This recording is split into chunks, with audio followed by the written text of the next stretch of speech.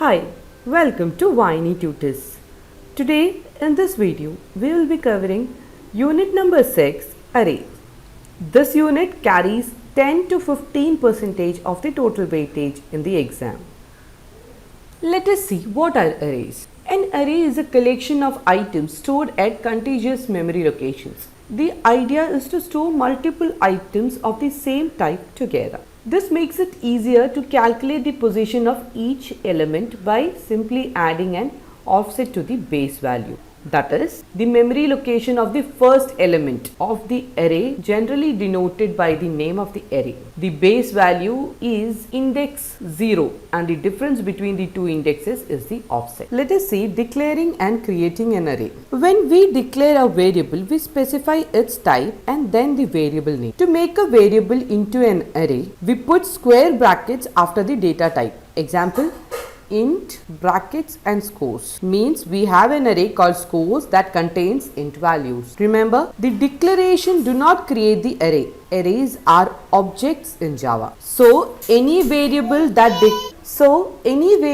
declares an array holds a reference to an object. If the array hasn't been created yet and you try to point the value of the variable, it will print null, which means that it doesn't have any reference or any object yet. There are two ways of creating an array. First one, use of new keyword to get new memory. Else the second option is or use of an initializer list to set up the values in the array. Array elements are initialized to default values like the following: 0 for elements of type int, 0.0 for elements of type double, false for the boolean, null for the string. Let us see the initializer list to create arrays. Another way to create an array is to use the initializer list. We can initialize the values in the array to the list of values in the curly brackets. We need not specify the size of the array. It will be determined from the number of values we specify. For any array created of a type primitive type like int with initial value specified, space is automatically allocated for the specified number of. At the same time, for the object type like string with initial value, space is set aside for that number of object references. The objects are created and the object references set to that object can be found. Determining the array length. Arrays generally know how many elements they can store.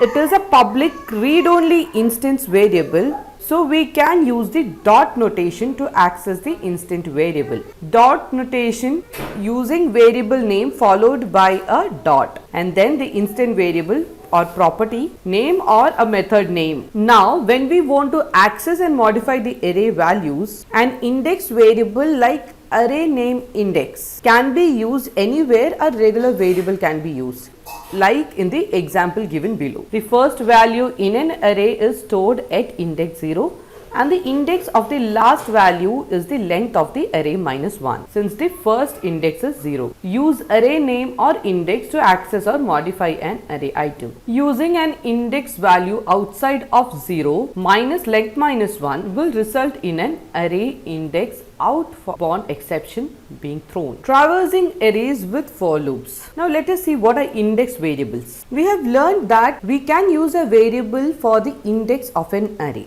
We can use iteration with a for loop to visit each element of an array, which is called the traversing arrays. Using a variable as the index is a powerful data abstraction feature because it allows us to use loops with arrays where the loop counter variable is the index of the array. This allows a code to generalize to work for the whole array. Now, arrays in Java are objects. When arrays are passed in as arguments to methods, any changes to the array in the method will affect the original array. Since the array name is a reference value referring to the address of the array in the memory. Similarly, looping from back to front.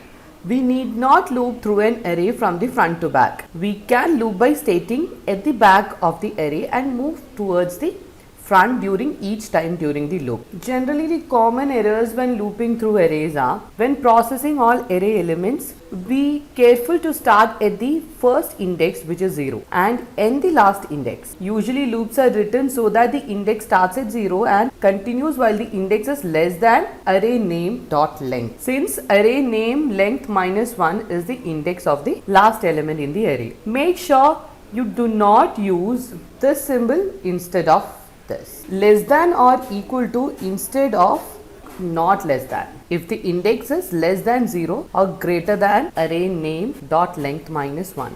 We have enhanced for loop or for each for errors. There is a special kind of loop that can be used with arrays that is called enhanced loop or for each loop. This loop is much easier to write because it does not involve an index variable or the use of the square brackets. It just sets up a variable that is set to each value in the array successfully. In order to set up a for each loop, we use for type variable array name, where the type is the type for elements in the array. Some of the limitations of for each loops are: enhanced for each loops cannot be used in all the situations. Only use for each loops when you want to loop through all the values in an array without changing their values. Do not use for each loops if you need the index, and also when you need to change the values. And do not use for each loops if you want to loop through